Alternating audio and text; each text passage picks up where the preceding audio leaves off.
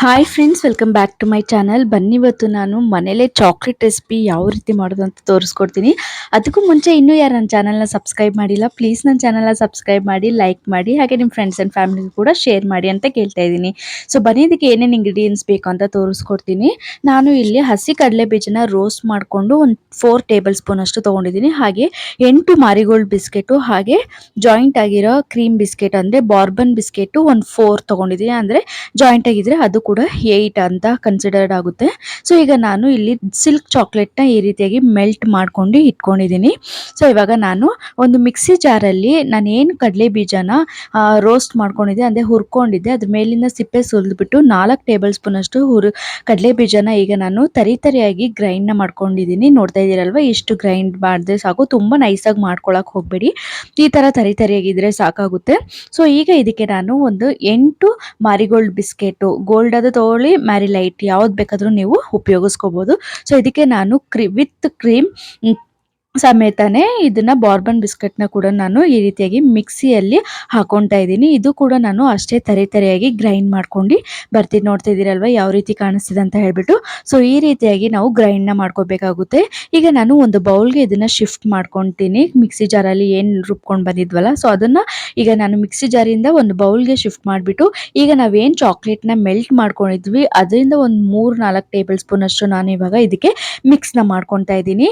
So ಕೈಯಿಂದ mix ಮಾಡ್ಕೊಳ್ಳಿ, ಸ್ಪೂನಿಂದ ಅಂದರೆ ಅಷ್ಟೊಂದು ಕ್ಲೀನಾಗಿ ಮಿಕ್ಸ್ ಆಗೋದಿಲ್ಲ. ಸೊ ಅದಕ್ಕೋಸ್ಕರನೇ ಹೇಳ್ತಾ ಇರೋದು.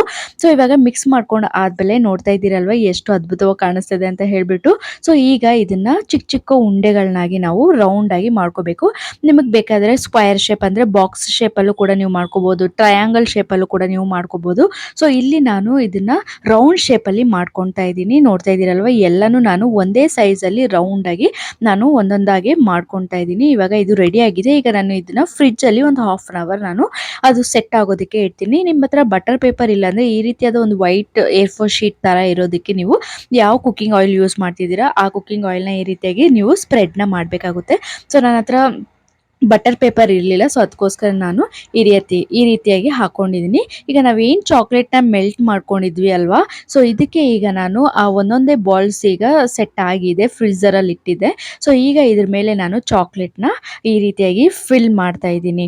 ಸೊ ಈ ತುಂಬಾ ಅದ್ಭುತವಾಗಿರುತ್ತೆ, ಟೇಸ್ಟ್ ಮಾತ್ರ ಸಖತ್ತಾಗಿರುತ್ತೆ ಅಂತಲೇ ಹೇಳ್ಬೋದು.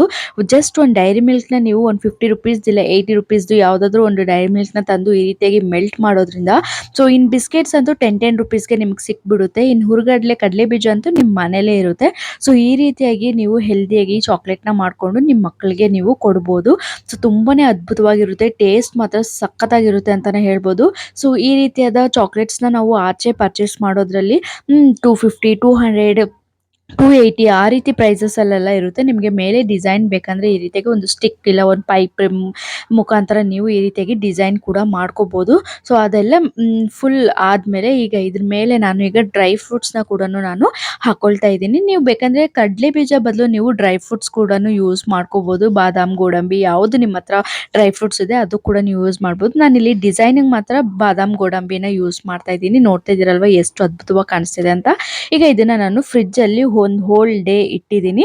ಸೊ ಈಗ ನೆಕ್ಸ್ಟ್ ಡೇ ತೆಗ್ದಿದ್ದೀನಿ. ನೋಡ್ತಾ ಇದ್ದೀರಲ್ಲ ಎಷ್ಟು ಅದ್ಭುತವಾಗಿ ಕಾಣಿಸ್ತಿದೆ ಅಂತ ಹೇಳ್ಬಿಟ್ಟು. ಅಲ್ಲಿ ಒಂದು ಸೆಂಟಲ್ ಕಟ್ ಮಾಡಿ ಕೂಡ ನಾನು ಇಟ್ಟಿದ್ದೀನಿ, ಯಾವ ರೀತಿ ಕಾಣಿಸ್ತಿದೆ ಅಂತ. ಸಖತ್ತಾಗಿರುತ್ತೆ, ನೀವು ಕೂಡ ಟ್ರೈ ಮಾಡಿ. Thank you for watching. ಸಿಗ್ತೀನಿ ನೆಕ್ಸ್ಟ್ ವ್ಲಾಗಲ್ಲಿ. ಬಾಯ್ ಬಾಯ್.